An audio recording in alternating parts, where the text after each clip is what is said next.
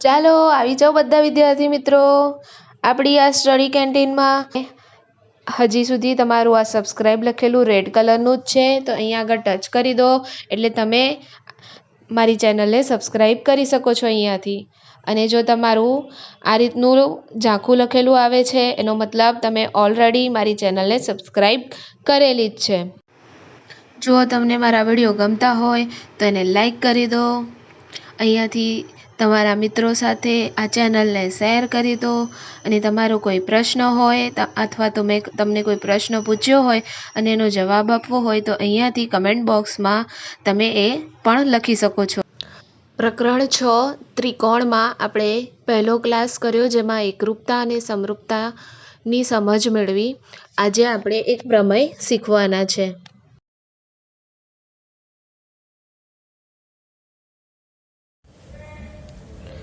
સમપ્રમાણતાનો મૂળભૂત પ્રમેય આજે સાબિત કરવાનું શીખીએ આપણે। તો જો સૌથી પહેલાં તો સમપ્રમાણતાનો મૂળભૂત પ્રમેય જેને થેલ્સનો પ્રમેય પણ કહેવાય છે। હવે તમને પરીક્ષામાં સમપ્રમાણતાનો મૂળભૂત પ્રમેય લખો અને સાબિત કરો અથવા તો થેલ્સનો પ્રમેય લખો અને સાબિત કરો એવું પૂછે તો તમારે આજે આખી પ્રતિજ્ઞા અહીંયા આગળ લખી છે એ લખવી પડે તમારે। તો સૌથી પહેલાં આપણે સમપ્રમાણતાનો મૂળભૂત પ્રમેય લખો અને સાબિત કરવાનું કે તો આ લખી નાખીએ અને પછી પગ સાધ્ય અને સાબિતીથી શરૂઆત કરીએ। આ લખવાના પણ માર્ક હોય। ઘણી વખત આ સ્ટેટમેન્ટ પણ આપેલું હોય છે અને સાબિત કરવાનું હોય। સામેથી આખું જે પ્રતિજ્ઞા છે જેને ઇંગ્લિશમાં સ્ટેટમેન્ટ કહેવાય એ તમને આપી પણ દીધું હોય છે। તો જે પણ રીતે પૂછે તમારે એ ધ્યાન રાખવાનું, લખવાનું કયું હોય તો આ લખવાનું ભૂલવાનું નહીં।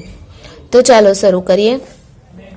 સમપ્રમાણતાનો મૂળભૂત પ્રમેય જેમાં આ જે પ્રતિજ્ઞા છે એ શું કહેવા માંગે છે પહેલાં એ સમજી લઈએ આપણે। જો ત્રિકોણની કોઈ એક બાજુને સમાંતર દોરેલી રેખા બાકીની બે બાજુઓને ભિન્ન બિંદુઓમાં છેદે તો જો અહીં આગળ જે પ્રતિજ્ઞામાં લખ્યું છે એ પ્રમાણે આપણે દોરવાનું શરૂ કરીએ। તો જેવું આપણે દોરીશું એમ તમને ખ્યાલ આવતો જ હશે કે શું કહેવા માંગે છે આ પ્રતિજ્ઞામાં। તો જુઓ, જો ત્રિકોણની કોઈ એક બાજુને સમાંતર એટલે સૌથી પહેલાં તો આપણે કોઈ એક ત્રિકોણ દોરી દઈશું।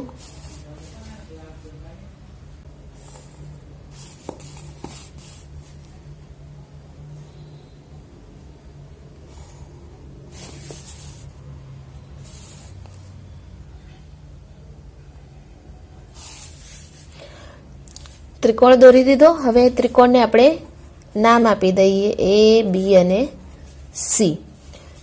પછી જો ત્રિકોણની કોઈ એક બાજુને સમાંતર દોરેલી રેખા તો ત્રિકોણ પહેલાં દોરી દીધો। હવે કોઈ એક બાજુને સમાંતર દોરેલી રેખા તો અહીં આગળ કોઈ પણ એક બાજુને સમાંતર આપણે એક રેખા દોરી દઈએ। તો જુઓ આ BC બાજુ છે એને સમાંતર રેખા દોરીએ તો આ રીતે દોરાય। જુઓ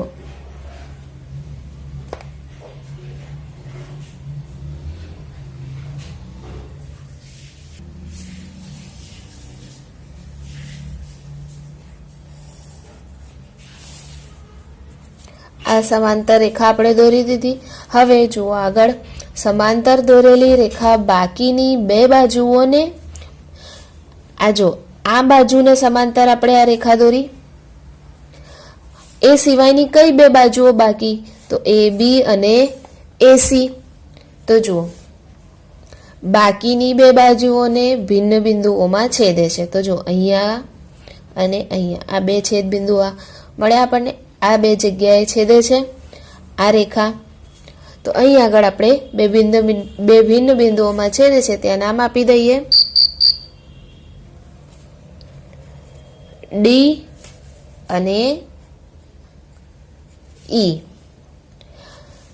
તો તે બાજુઓ પર કપાતા રેખાખંડો, હવે જો આ બાજુ પર બે રેખાખંડો કપાય છે, જુઓ તો AD અને BD આ રેખાખંડ AB જે છે આખો એના બે રેખાખંડ કપાયા AD અને BD. પછી AC જુઓ, AC ના પણ બે ભાગ થયા, બે રેખાખંડ કપાઈ ગયા AC માંથી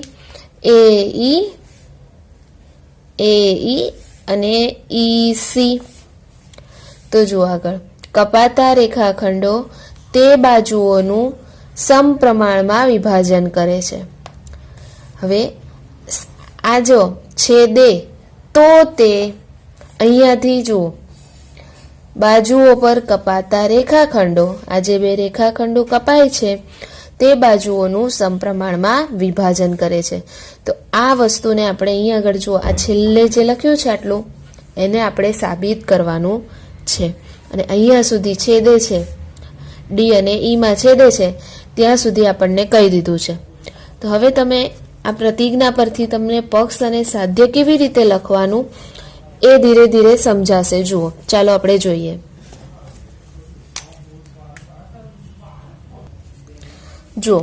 જો ત્રિકોણની કોઈ એક બાજુને સમાંતર દોરેલી રેખા બાકીની બે બાજુઓને બે ભિન્ન બિંદુઓમાં છેદે છે. તો આટલી વસ્તુઓ તમને આપી દીધી છે ને એના પરથી આપણે આકૃતિ દોરી. આ જે આપી દીધું છે આપણને આ ખબર છે, તો એટલી વસ્તુ આપણે આટલી બાબત પક્ષમાં લખવાની. તો હવે આપણે જુઓ પક્ષ લખીએ, પણ પક્ષમાં આપણે જે રીતે ત્રિકોણને નામ આપ્યા છે એ રીતે લખીશું. તો જુઓ ત્રિકોણ ABC ની બાજુ BC ને સમાંતર, જો આ વસ્તુને ધ્યાનથી સમજો, ત્રિકોણ ABC ની બાજુ BC ને સમાંતર રેખા,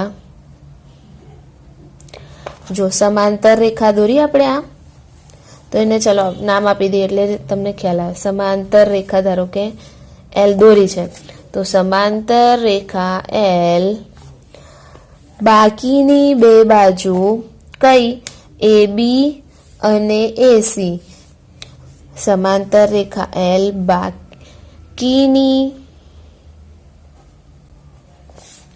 બે બાજુ કઈ બે બાજુ AB અને AC. તો એ સિવાય કઈ હતી BC, તો BC ને તો સમાંતર રેખા L આપણે દોરી દીધી, તો એ સિવાય કઈ રહી AB અને AC. તો જુઓ રેખા L બાકીની બે બાજુ AB અને AC ને જો ક્યાં છેદે છે AB અને AC ને આ રેખા L D અને E માં, જો આમ સીધી પસાર થઈ ગઈ આ બે બાજુમાંથી, ત્રિકોણની બે બાજુમાંથી. તો ક્યાં ક્યાં છેદી D અને E માં. તો જો એ હવે ધ્યાન રાખો, આપણે AB પહેલો લખ્યો છે અને AC પછી લખ્યો, તો AB અને AC ને અનુક્રમે, જો આ વસ્તુને ધ્યાનથી સમજો, અનુક્રમે એટલે AB ને ક્યાં છેદી D માં, તો અનુક્રમે D અને પછી AC લખ્યો છે તો AC ને ક્યાં છેદી E માં,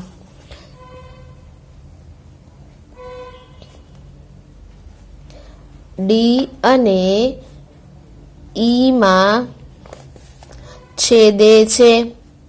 તો જુઓ તમે આ ક્રમ હવે બદલી શકો નહીં. અનુક્રમે લખ્યું એનો મતલબ શું કે AB અને AC ને અનુક્રમે D અને E માં છેદે છે, તો AB ને D માં અને AC ને E માં છેદે છે. આ જે આખું વાક્ય લખ્યું એનો આ અર્થ નીકળે. તો જો તમારું આ બદલાઈ જાય તો આખો મતલબ બદલાઈ જાય. E પહેલા ને D પછી લખાવો જોઈએ નહીં. AB પહેલો AB અને AC ને અનુક્રમે એટલે D અને E માં છેદે છે. ચાલો હવે સાધ્ય લખીએ. તો જો સાધ્યમાં શું કહ્યું છે, તો તે બાજુઓ પર કપાતા રેખાખંડો, કયા કયા રેખાખંડો કપાય છે આ બે બાજુઓ પર, AD અને BD, આખા AB પર કયા બે રેખાખંડો કપાયા? આ બે.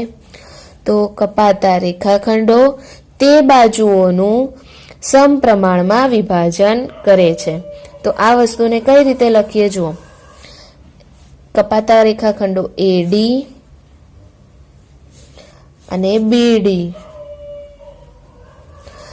સમપ્રમાણમાં વિભાજન કરે છે. તો જુઓ આ સમપ્રમાણમાં વિભાજન કરે છે, આ વસ્તુને કઈ રીતે લખીશું? જુઓ AD છેદમાં BD અને AE છેદમાં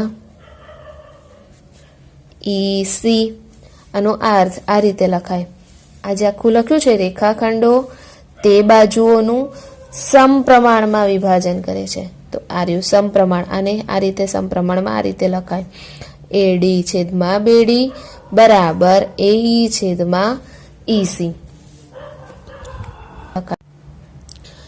ચાલો હવે આપણે સાબિતી શરૂ કરીએ. તો જો સાબિત કરવા માટે સૌથી પહેલા આપણે આ ત્રિકોણમાં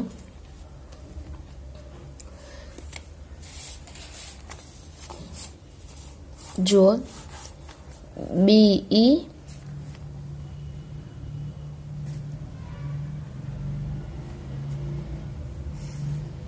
અને CD ને જોડી દઈશું.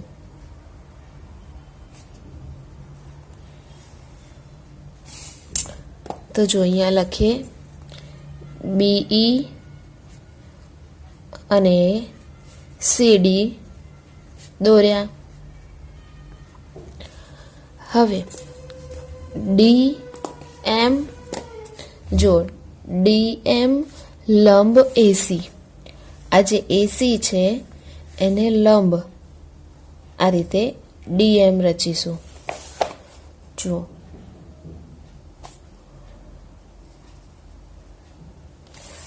DM એટલે અહીં આગળ અત્યારે આપણે પ્રમેય કરીએ છીએ એટલે આપણે એવું માપથી નહીં પણ લંબ થવો જોઈએ. એટલે કે અહીં આગળ જો 90 માપનો ખૂણો અથવા તો રચાવો જોઈએ. લંબ એટલે 90 માપનો ખૂણો રચાવવો જોઈએ. તો જો આશરે આ રીતે DM રચી દેવાનો. તો લંબ રચ્યા કહેવાય.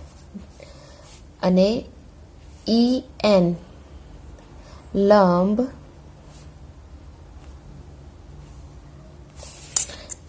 EN લંબ AB.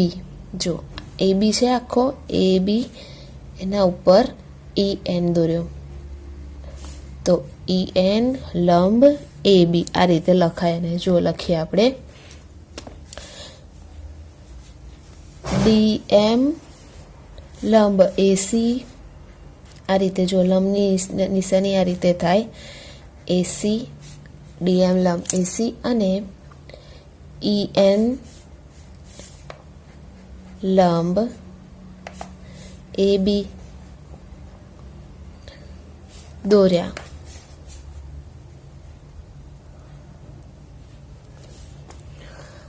હવે આપણને ત્રિકોણનું ક્ષેત્રફળ શોધવા માટે સૂત્ર ખબર છે આપણે બધાને.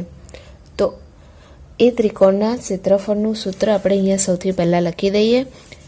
જો ત્રિકોણનું ક્ષેત્રફળ બરાબર 1/2 ગુણ્યા પાયો ગુણ્યા વેધ. આ રીતે યાદ રાખો 1/2 પાયો ગુણ્યા વેધ. હવે આપણે આ ત્રિકોણમાંથી કેટલોક ભાગ અહીંયા દોરીશું. તો જો હું દોરી લઉં એટલે તમે ધ્યાનથી જોજો કે મેં કેટલી વસ્તુ ખાલી ફક્ત આપણને જેટલી જરૂર પડશે એટલું જ અહીંયા દોરીશું. એટલે આગળ જે આપણે અહીંયા આગળ કામ કરીએ એ તમને એના ઉપરથી ખબર પડશે. તો જો હું દોરી કાઢું છું, તમે જોજો. જો અહીં આગળ મારે આ ત્રિકોણમાંથી જેટલી બાબતોની અહીંયા આગળ જરૂર હતી એટલી બાબત મેં અહીંયા દોરી દીધી. તમને આ પ્રમેય શરૂઆતમાં જ્યારે શીખતા હોય ત્યારે 1-2 વખત પ્રેક્ટિસ કરો ત્યારે આ દોરવાનું, અને જો પછી તમને ફાવી જાય તો આ દોરવાની તમને જરૂર નથી. અને જેમને દોરવું હોય પરીક્ષાની અંદર પણ તો પણ દોરી શકાય, કોઈ વાંધો નથી. બરાબર, તમારા પર છે. પણ આ શીખવાડવા માટે મેં અહીંયા દોર્યું છે. ઘણા શિક્ષકો નહીં પણ શીખવાડતા હોય તમને આ રીતે સીધું અહીંયાથી, પણ આ તમને થોડું સરળતા રહે એટલા માટે. તો જો આમાંથી મેં આ ત્રિકોણમાંથી ADE માંથી આટલો ભાગ લીધો છે અને નીચેથી પણ આટલો ભાગ લીધો છે. તો જો આપણે ત્રિકોણ ADEનું ક્ષેત્રફળ લખવાનું છે. તો ADEનું ક્ષેત્રફળ તો કેવી રીતે લખીશું? જો તમે ભૂલમાંથી ત્રિકોણનું સિમ્બોલ કરી દો તો તમારે ત્રિકોણ ADEનું ક્ષેત્રફળ બરાબર કરીને આખું લખવું પડે. પણ જો તમારે ફક્ત ADE તમે ફક્ત આટલું જ લખો, એનો મતલબ શું થાય કે ત્રિકોણ ADEનું ક્ષેત્રફળ બરાબર આનો આટલું ફક્ત ADE લખ્યું હોય એટલે ADEનું ક્ષેત્રફળ થઈ જાય, ત્રિકોણ ADEનું ક્ષેત્રફળ. અને જો આગળ ત્રિકોણની નિશાની થઈ ગઈ તો પછી તમારે આખું લખવું પડે. હવે તમને ખ્યાલ આવી ગયો છે? ADEનું ક્ષેત્રફળ, ત્રિકોણ ADEનું ક્ષેત્રફળ બરાબર 1/2 પાયો ગુણ્યા વેધ ત્રિકોણનું ક્ષેત્રફળ. તો પાયો, ચલો ત્રિકોણ ADEમાં અહીં આગળ પાયો કયો છે જુઓ તો ધ્યાન રાખીને, જેના પર વેધ દોરેલો છે. તો જો વેધ કયો છે? EN, એ વેધ છે. અને એ EN વેધ કયા, એનો પાયો ક્યાં છે? AD, એનો પાયો છે અને EN એનો પાયા પર દોરેલો આ વેધ છે EN. તો જો પાયો લખવાનો છે તો AD લખીએ. ત્રિકોણના ક્ષેત્રફળનું સૂત્ર તો આપણને ખબર છે, અને અહીંયા આગળ આપણે ત્રિકોણ ADEનું ક્ષેત્રફળનું સૂત્ર લખીએ છીએ. તો ADE બરાબર, એટલે કે ત્રિકોણ ADEનું ક્ષેત્રફળ બરાબર 1/2 ગુણ્યા પાયો એટલે AD ગુણ્યા વેધ EN. આટલું સરળ તમને ખબર પડી. હવે તમને તમારી જાતે BDEનું પણ લખતા આવડે. જો હવે હું ફટાફટ લખું છું 1/2. હવે જુઓ પાયો ગુણ્યા વેધ. હવે તમે આ BDEને જોશો તો તમે એવું કહો કે મેડમ અહીંયા આગળ ક્યાં છે વેધ? તો જુઓ ધ્યાન રાખો, આ છે ત્રિકોણ BDE. હવે આ ત્રિકોણ BDEમાં કયો શિરોબિંદુ? E ને જુઓ, E શિરોબિંદુ છે ત્યાંથી વેધ દોરાયેલો છે. જો EN વેધ દોરાયેલો છે. આ ત્રિકોણ BDEનો આ એક શિરોબિંદુમાંથી વેધ દોરાયેલો છે EN. પરંતુ આ EN જે છે એ આ ત્રિકોણ BDEના કયા પાયા પર દોરાયેલો છે? BD વાળા પાયા પર. જો તમે BDને લંબાવો આ રીતે રેખા તરીકે સમજો, એને લંબાવી દો તો EN જે છે એ BD પર દોરાયેલો કહેવાય. તો BD એનો શું થયો? પાયો થયો, અને EN એનો વેધ થયો. તો ચાલો ત્રિકોણ BDEનું ક્ષેત્રફળ બરાબર 1/2 પાયો BD અને એનો વેધ EN. ખ્યાલ આવી ગયો બધાને? BD એટલે આ BD પર EN વેધ દોરાયેલો છે. તો આ રીતે લખાય. હવે જુઓ આપણે આ જે બે ત્રિકોણનું ક્ષેત્રફળ શોધ્યું છે ADE અને BDEનું, આ રીતે એને આ રીતે લખીએ આપણે એમનો ગુણોત્તર શોધી આ બંને ત્રિકોણના ક્ષેત્રફળનો. તો ADની જગ્યાએ આપણે ત્રિકોણ ADનું ક્ષેત્રફળ આ રીતે મળ્યું. તો આખું લખીએ.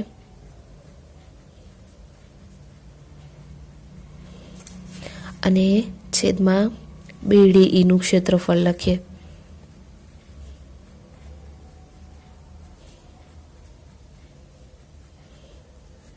તો જો છેદ ઉડાવીએ તો 1/2 1/2 અંશ અને છેદમાં સરખા છે.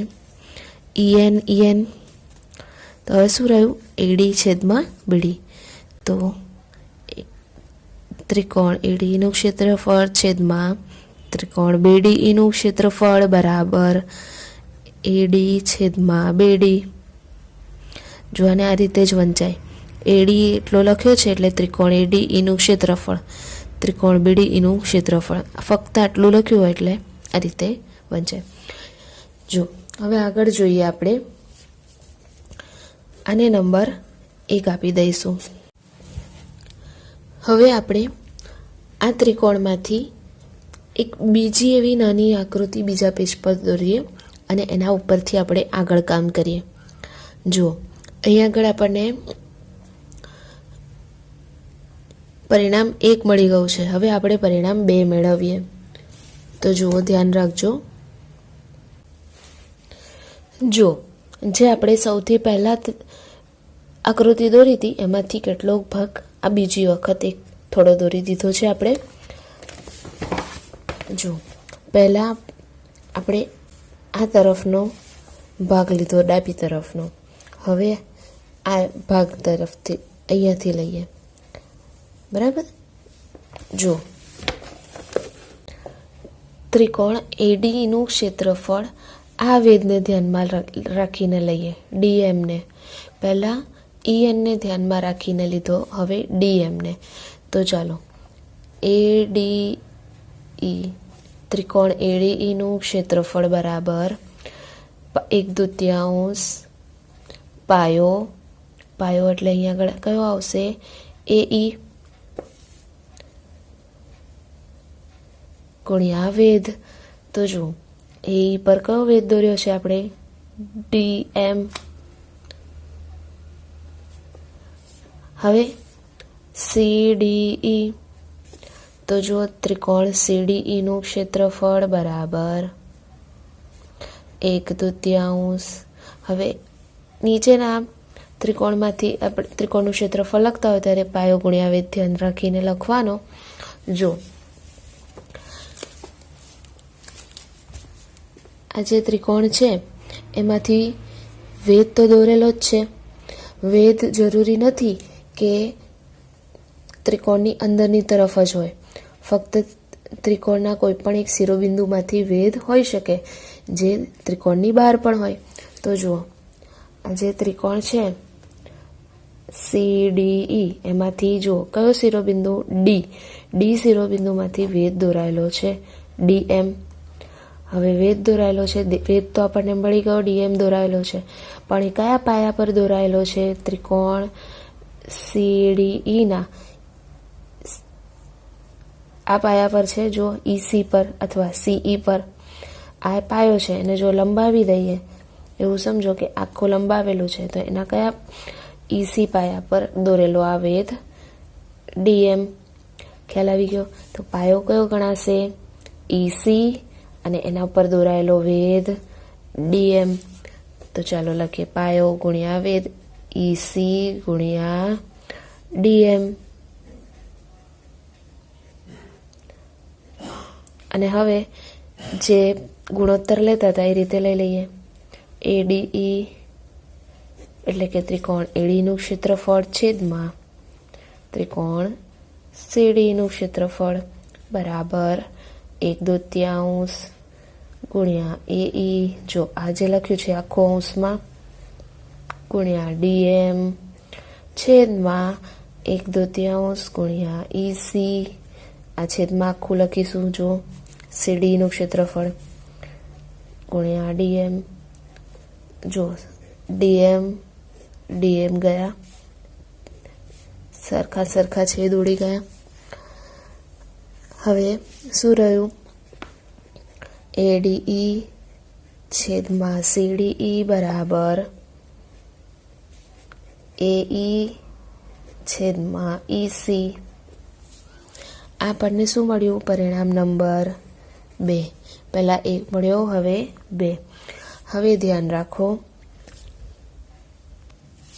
આપણને આજે પરિણામ 2 મળ્યું એને ધ્યાનથી જુઓ અને પરિણામ 1 જો ADE છેદમાં CDE અને અહીં આગળ જુઓ,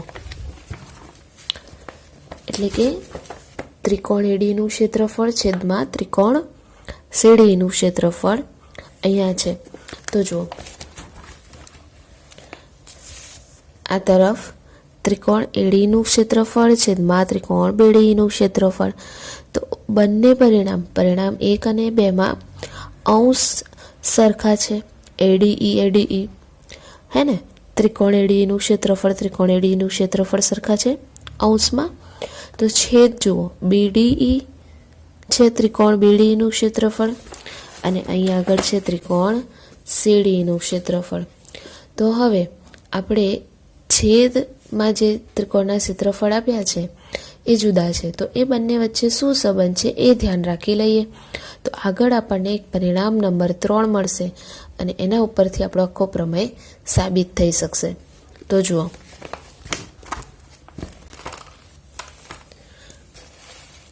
અહીં આગળ ત્રિકોણ BDEનું ક્ષેત્રફળ લખેલું છે અને પરિણામ નંબર 2માં CDE. તો જુઓ ધ્યાન રાખો, BDEનું ક્ષેત્રફળ છે અને CDE. હવે આપણે આ જે આકૃતિ છે એમાંથી આટલો નીચેનો જે ભાગ છે જે જરૂરી છે, જે પરિણામ નંબર 3 સમજાવવા માટે, એને દોરી લઈએ. જો તમને આખો પ્રમેય સમજાઈ જાય તો તમારે ફક્ત આ એક જ આકૃતિ દોરવાની, આ તો દોરવી જ પડે. હા, એટલે આ તો દોરવાની જ, પરંતુ આપણે જે બીજી નાની નાની 3 આકૃતિ દોરી છે, જો એ તમને ફાઈ જાય તો એ ધીરે ધીરે તમારે પછી નહીં દોરવાની, અને દોરવી હોય તો પણ ચાલશે. જુઓ, હવે આમાંથી નાનો ભાગ લઈ લીધો છે, મેં અહીંયા દોરી દીધો છે. જુઓ,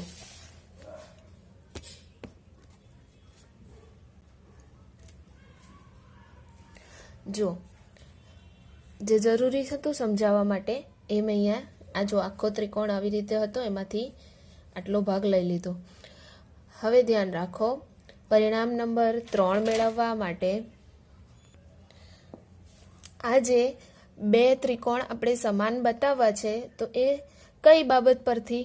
જુઓ ધ્યાન રાખો, ત્રિકોણ BDE, આટલો ત્રિકોણ થયો, ત્રિકોણ BDE,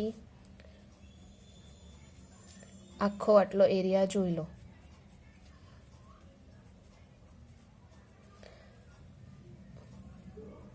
ત્રિકોણ BDE અને ત્રિકોણ CDE. જો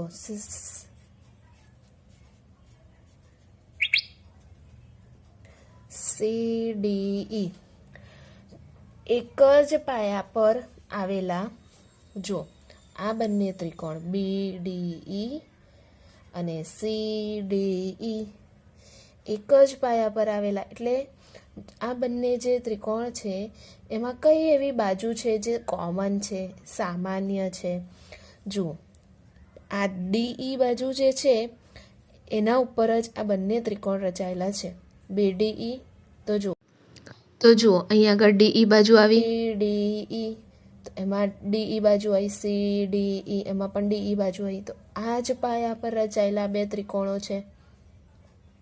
તો ત્રિકોણ BDE અને ત્રિકોણ CDE એક જ પાયા પર આવેલા અને 2 સમાંતર રેખાઓની વચ્ચે આવેલા છે. જુઓ, 2 સમાંતર રેખા. તો આપણે BC જે છે એને રેખા તરીકે સમજીએ તો એને સમાંતર રેખા કઈ છે? રેખા L છે. તો એની રેખા L અને રેખા BCની વચ્ચે આવેલા 2 ત્રિકોણો છે, બરાબર, અને એક જ પાયા પર આવેલા આ 2 ત્રિકોણો. તો આવા ત્રિકોણોના ક્ષેત્રફળ સમાન હોય છે. એક જ પાયા પર આવેલા 2 ત્રિકોણો અને 2 સમાંતર રેખાઓની વચ્ચે આવેલા 2 ત્રિકોણોના ક્ષેત્રફળ સમાન હોય છે. તો આપણે આ ક્ષેત્રફળ સમાન હોય છે એના પરથી આ BDEનું ક્ષેત્રફળ બરાબર CDEનું ક્ષેત્રફળ થઈ જવાનું છે. સમજાયું? તો જુઓ, હવે આપણે લખીએ.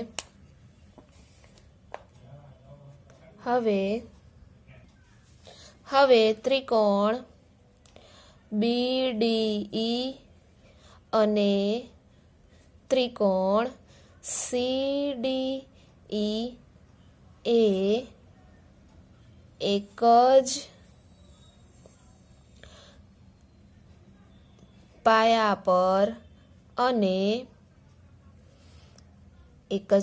પર અને બે સમાંતર રેખાઓની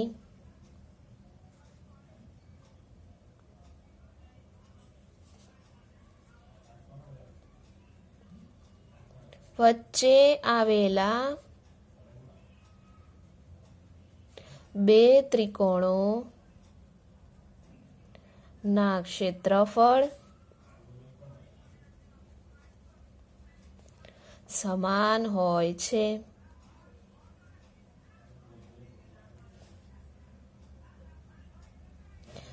બરાબર, એટલે આ બંને ત્રિકોણના ક્ષેત્રફળ સમાન થઈ ગયા. તો આપણે પરિણામ 1 અને 2 મળ્યું, એમાંથી જે છેદ છે એ સરખા થઈ ગયા. માટે ત્રિકોણ BDનું ક્ષેત્રફળ બરાબર ત્રિકોણ CDનું ક્ષેત્રફળ થઈ ગયું. એટલે પરિણામ નંબર 3 મળ્યું આપણને. તો પરિણામ નંબર 1 અને 2ના જે છેદ છે એ સરખા થઈ ગયા. તો જો અહીં આગળ ADE તો પરિણામ નંબર 2માં પણ છે અને પરિણામ નંબર 1માં પણ છે. તો જો પરિણામ નંબર 2માં CDE છે અને પરિણામ નંબર 1માં BDE. તો CDE અને BDE બંને ત્રિકોણના ક્ષેત્રફળ તો સરખા થઈ ગયા. તો પરિણામ નંબર 1 અને 2માં જે ડાબી બાજુ છે એ સરખી થઈ ગઈ. તો ઓટોમેટિક જમણી બાજુ જે છે એ સરખી થઈ જાય. તો પરિણામ નંબર 1માં જમણી બાજુ કઈ છે જોઈ લો. તો AD છેદમાં BD. અને પરિણામ નંબર 2માં જમણી બાજુ કઈ છે AE છેદમાં EC. તો જે તમને સાધ્ય તે તમને પૂછ્યું હતું એના તરફ જરા નજર કરો. જો તમે મારી સાથે સાથે પ્રમેય લખ્યો હોય તો તમે સાધ્યમાં શું લખ્યું હતું? AD છેદમાં BD બરાબર AE છેદમાં EC સાબિત કરવાનું હતું. જે આપણે સાધ્યમાં લખ્યું હતું એ આવી ગયું છે. બરાબર, તો આ આપણો આખો અહીંયા આગળ પ્રમેય પૂરો થાય છે અને આપણે સાબિતી મેળવી લીધી કે જે કપાતા રેખાખંડો છે તેમની બાજુઓનું સમપ્રમાણમાં વિભાજન કરે છે. તો જો થઈ ગયું સમપ્રમાણમાં વિભાજન, એટલે આ આપણને છેલ્લે પ્રમેય સાબિત આપણે કરી દીધો છે.